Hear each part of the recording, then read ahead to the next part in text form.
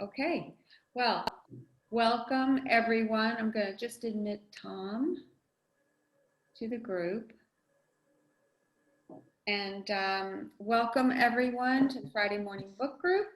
And today we are doing The Bookish Life of Nina Hill by Abby Waxman. And this was a nice change from some of our more heavy, serious books, like our North Korea book, certainly.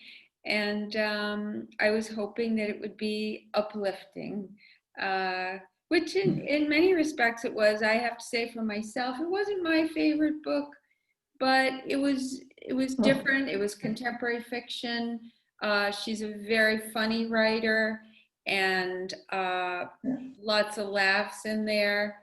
I did have some issues with some of it just going on and on and on. I couldn't quite follow who are all these sisters and brothers and nieces and nephews. It became too much for me. I couldn't stick with it. So eventually I drew out a couple of names, which of course became more important in the book. And also her journal, her planner, was, for me, I couldn't read it very well the way it was written. And I thought this would be great if it was more legible.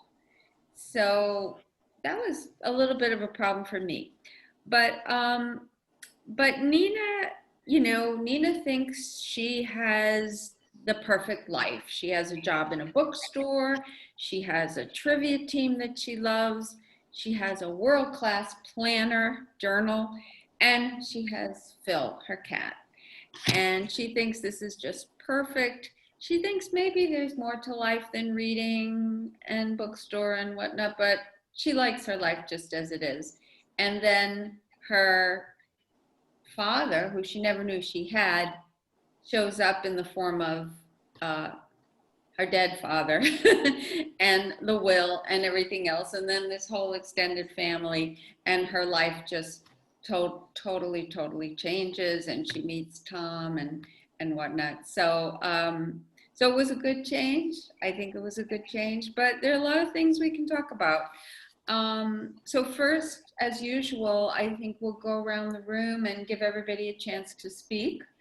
And I'll keep watch and see who else is joining and let them in.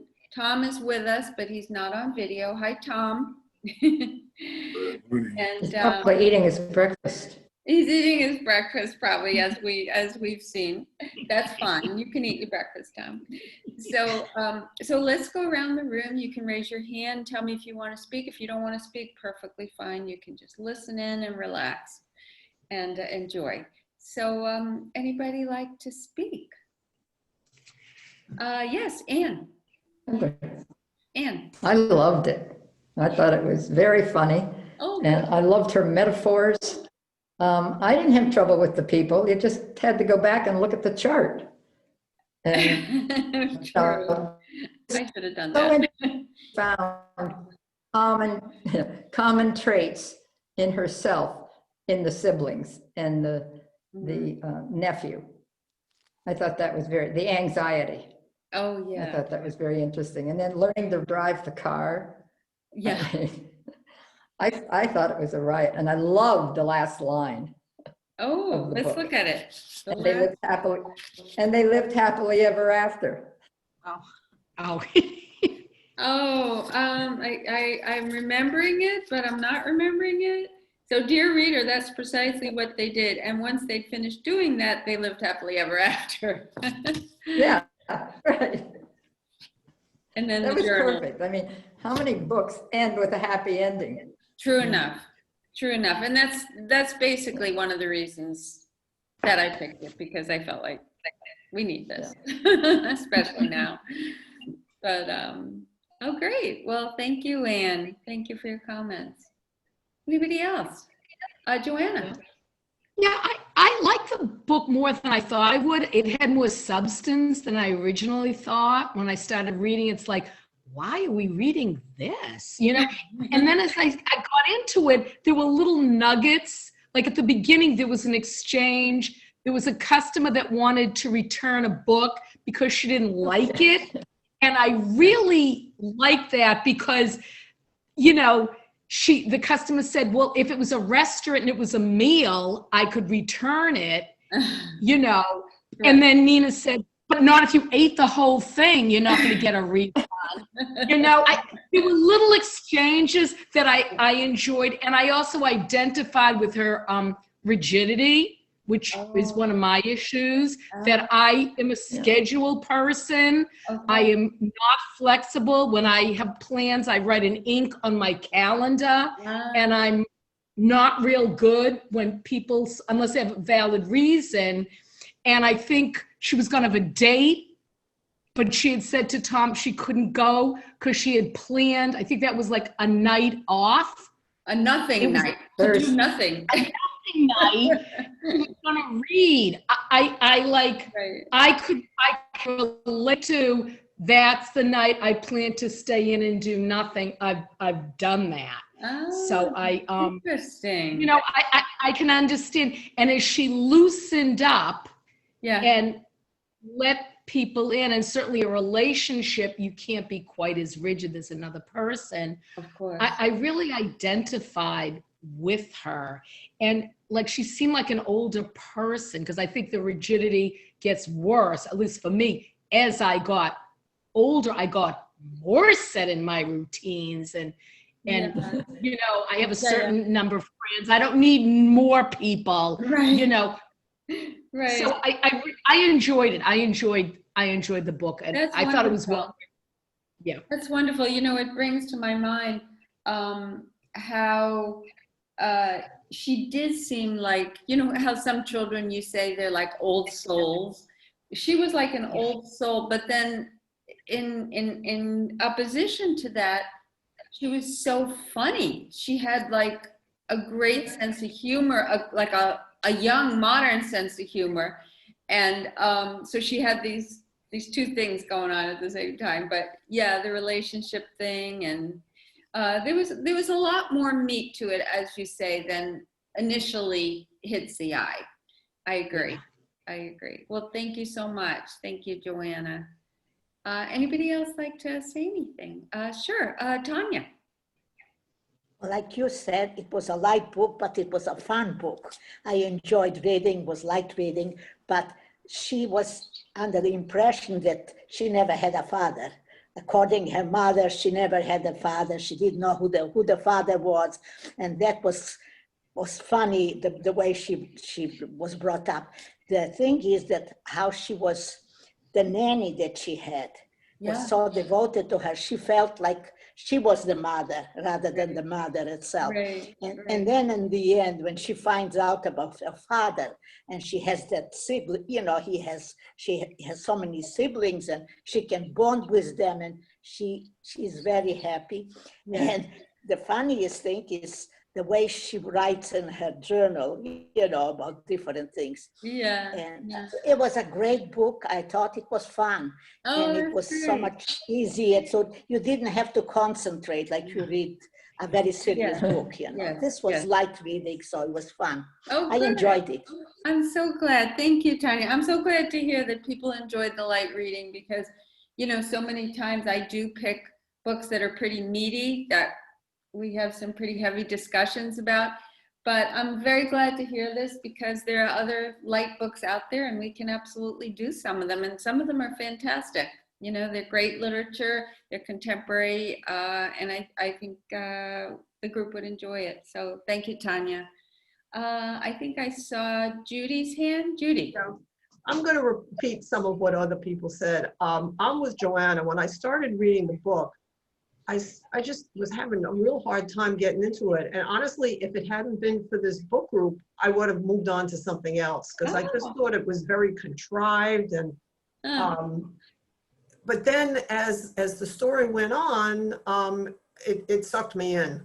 And you know, and I kept with it. But there were a lot of things that I just thought were totally unfeasible, like the fact that her mother never told her who the father was. In today's world, I don't think that that would happen. And there are ways to find out if you really want to know. If you want to. So I thought that that was a little contrived. And then, there were some other things, they were funny, but they were also, to me, not believable, like the scene with the wedding. And I don't know, they had animals there, or, I mean, I just can't imagine it. But that was California. I can't imagine anybody having a wedding like that. So Los that, Angeles, was a yeah. little out there. And I agree with you about the journal, but I was reading it on the Kindle. So I didn't know if it was a case of the pages being larger in the real book than what could be reproduced on the Kindle. But I thought it was more of a distraction than anything, other than just to illustrate how compulsive this woman was about, accounting for and planning for every minute of her life. And it's like, she needed to loosen up, which she finally did. Which she did with the help of her family and the help of Tom. And she did. She definitely did. Well, I mean, I'm going to be interested to see if Tom read the book, because I thought this was if it was a movie, I would call it a chick flick. Yeah. It's a chick book. Right. Right. Well, we'll be waiting to hear from Tom if he wants to comment.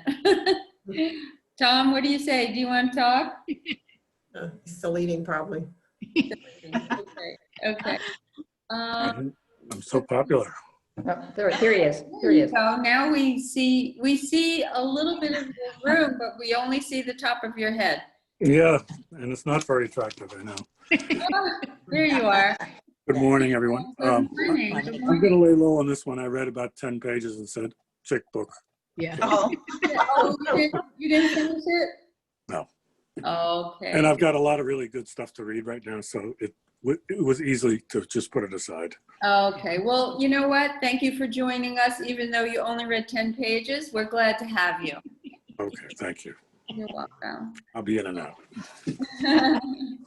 Okay, let's see. Would Judy Wolf or Bev like to talk?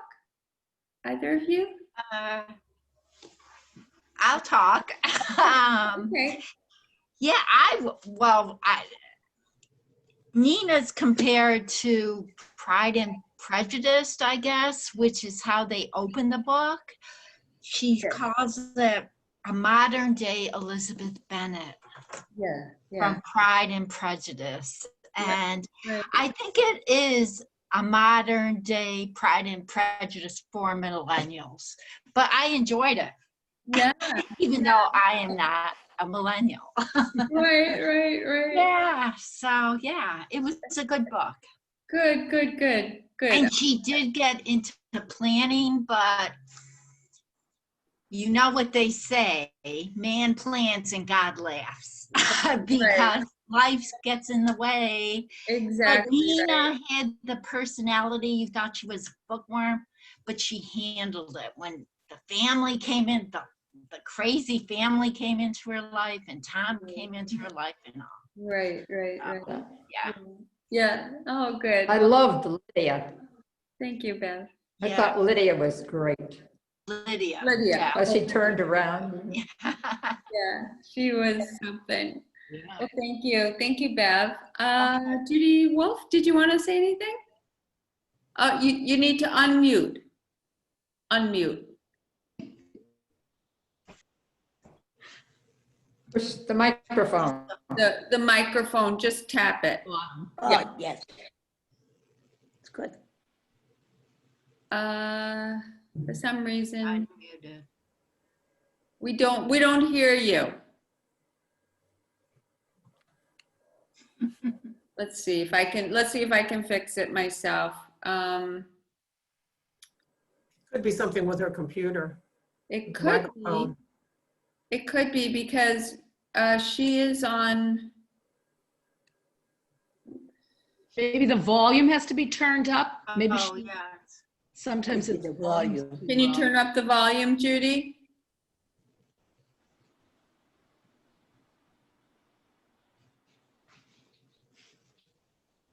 No. If you're on a PC, you want a PC or a Mac? Which you can't tell me. A Mac. A Mac. Mac? Oh, I can't Oh, help that. Mac, I know nothing about. Yeah. Oh, I'm sorry. I'm trying to read your lips. Maybe she could dial in Or and chat. talk to us. Oh, do you want to do you could do the chat, Judy. On the bottom of your screen, there's a chat and you can type it if you want to. Or she could call us on the phone, She could you know, do, do a dial in. she could do that as well. Yeah. Let's see if she does either of those. Looks like she's typing, but maybe not. We'll give her another minute. No. Okay. Okay. But Judy, I hope you can listen. Can you hear us? Yeah. Okay. Okay. Well, we'll figure it out for next time.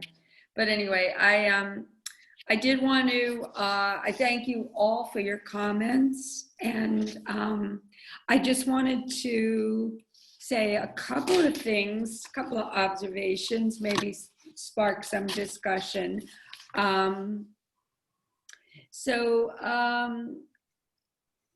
I had a note about the planner, whether you guys think the planner added to the narrative or detracted. I think we had a kind of a mix of feelings about that.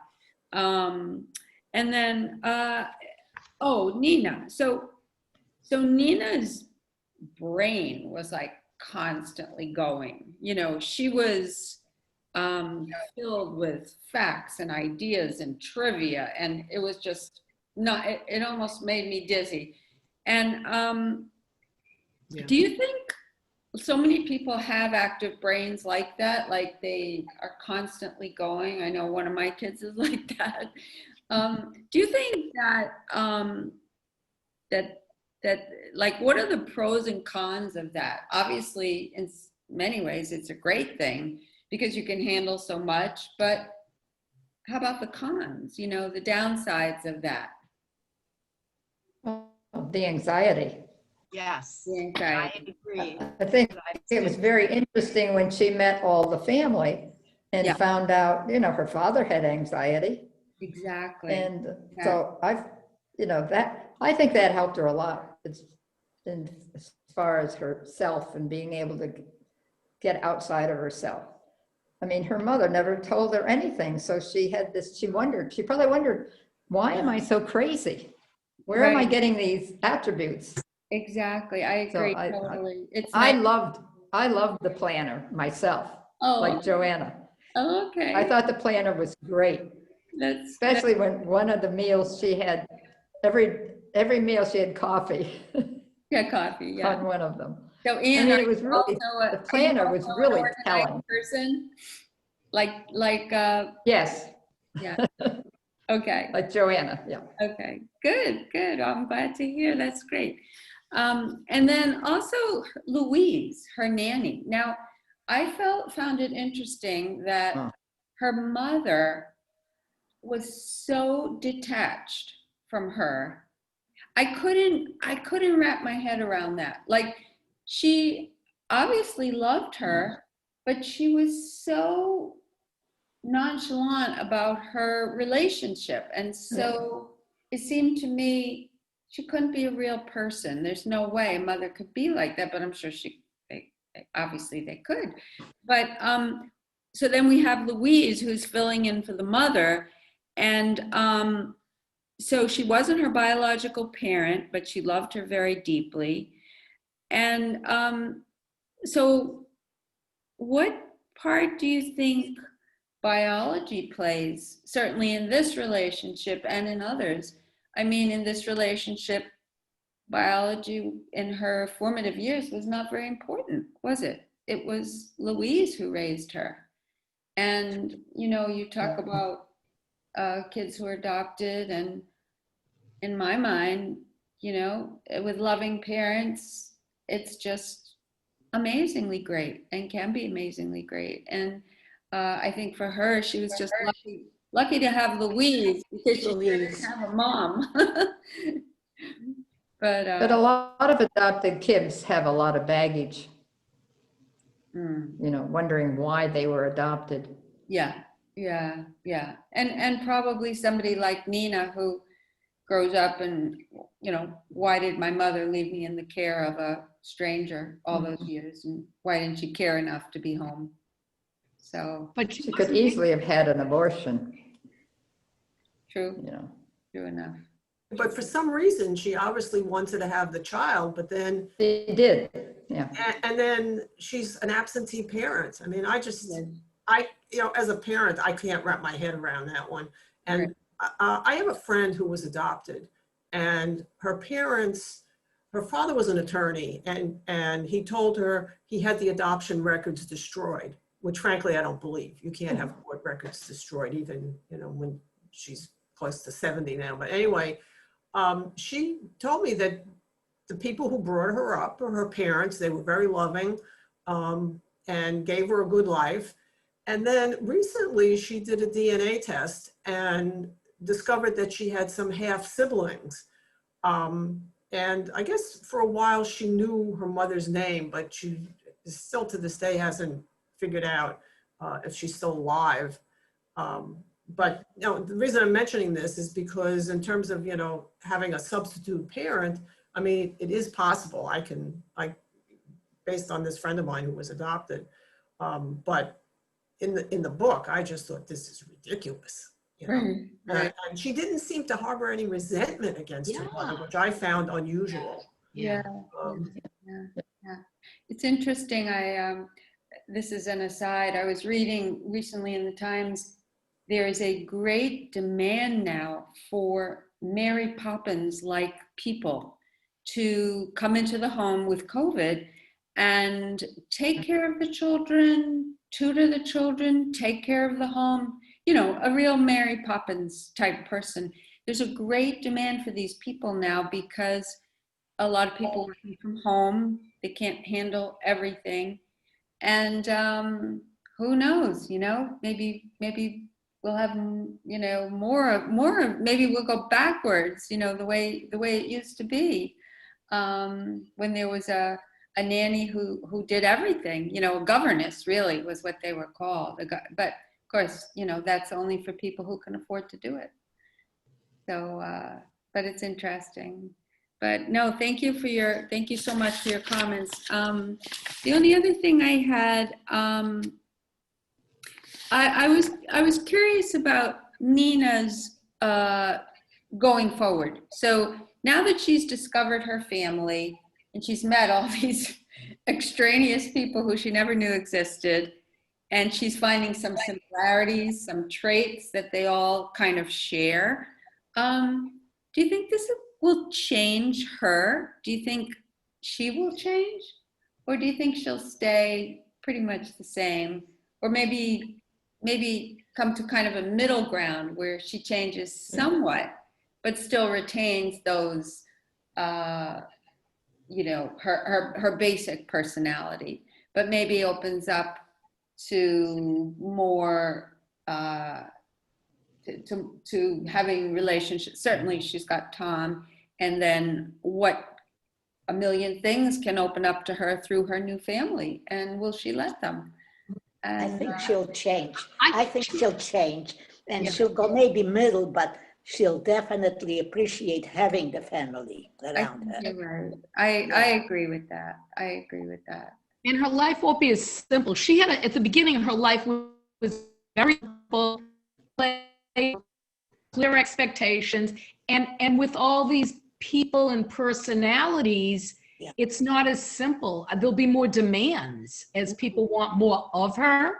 So she can't be set, that journal. She has to open up more, especially, and with a relationship with Tom, I think she will change, but she'll still be quirky. Yeah, she'll probably always be quirky, which is very endearing. Quirkiness is endearing, I think. Everybody has a little quirkiness to them. Absolutely. But I think she will change, and she'll be influenced by them, and in a good way, definitely in a good way. Well, for some reason, the Zoom is telling me I'm going to run out of time soon, but I guess it's 10:30. Sometimes it lets me go for the 45 hours, but sometimes it doesn't. I don't really get it. But would anybody else like to speak? Do you want to talk about next month's Yes, book? yes, definitely. So next month for November, I think it's November 20, and I believe, I'm quite sure it's the Friday before Thanksgiving. I'm Mhm. pretty sure. So, Does that matter? was that? I said, doesn't really much matter in this day and Oh, age. that's I mean, right. with What the am I thinking? COVID. I always forget. I always forget. Oh my God. Yes, Anne is right. It doesn't matter. So the book I chose is Four Seasons in Rome, and I sent you an email about it. It's by Anthony Doerr. Now, he's the author who wrote All the Light You Cannot See, which I'm sure many of you read. It was a Yeah. bestseller a couple of years ago. Bev is like shaking her head. Yes, yes. Oh, yeah. And that's a fantastic book. And this book, interestingly, I read this book when it came out, which is many years ago. And I never heard of Anthony Doerr, but I was intrigued by the title. And I read it. And then All the Light You Cannot See came out. And I'm like, whoa, that's the same author. And I loved that other book, that first book. So I loved the book we're doing in November. I read it a long time ago, and I wanted to share it with you. It's also very different. It's a memoir / biography, and it's a thin book. So I figured if you are doing any kind of Thanksgiving or whatever, it's not a lot to get through. And it's a wonderful read, a very enjoyable read. I think you'll love it. And it's easy to get. Judy, did you want to say something? Yeah, do you have copies at the library? Yeah. So we have copies in the system. You just put in a request. Tanya, I already put in a request for you. Thank you. You're welcome. And if anybody else would like me to do that, I'm happy to do it for them. Or you can go into the Minuteman system, into the catalog, and there are physical books, there are ebooks, there are audiobooks. This book has a lot of formats to choose from. Yeah, because I reserved it for my Kindle, but I haven't gotten it yet. Okay. But Okay. you know, sometimes I reserve both, and whichever comes first, I'll Sure. use. Yeah, and you have over a month now, so. Right. Since it's been out for a while, I was able to get a used copy from Amazon for $8 or something. Oh, wonderful. Oh, good. I think you'll enjoy having a copy for yourself. I think it's just Let's hope so. I think it's a terrific book. And the other part of it is, I've always wanted to go to Rome. I've never been to Italy, and I've always wanted to go to Rome. And when I read this book, I was like, oh my God, now I have to go to Rome.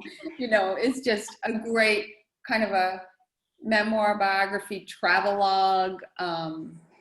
And then he's got these newborn twins that he takes with him and his wife, and it's very good. So I hope everybody gets a copy and enjoys it, and we'll talk about it next month. Stay healthy, I have a- everybody. All right, everybody stay I well. have a friend who recently, through DNA, found a nephew. And it's very interesting. They're going to meet, but her brother had no idea. It was between college and his going into the service that he had a relationship, apparently. He doesn't even know who the mother is of this son that he has out of wedlock. But Oh my but God. it's very interesting because my friend is going to meet with this boy who's a nephew. Oh, Now, the wow. father is very excited about this. She wasn't sure how he'd react, but they are talking every day. But he lives in Florida and he can't come up. Oh, But the child the man is 56, and his whole family was adopted. He has 3 adopted siblings. Oh my God. So it'll be very interesting when they get That's together. But great. I'll she be- had done a DNA and she was absolutely shocked I'll be to curious have this hear. come I don't forward. know how many of you were with us when we read Inheritance by Danny Shapiro. So that if you haven't read He it, had just finished reading that book. okay. My friend had just finished reading that book when she got an email from this woman. Oh, that's That's funny. very freaky. That's weird. Yeah, but if you haven't Yeah. read Inheritance, Yeah, it's a wonderful book about finding your family. So good. All right. Well, any other It last is. comments from? No. Okay. Okay. Well, everybody stay well and be well. Take care and have a good month. And I'll see you soon. Stay Thank healthy, you. everybody. Okay, Okay. bye. Bye. Here. Thank you. Bye. Bye.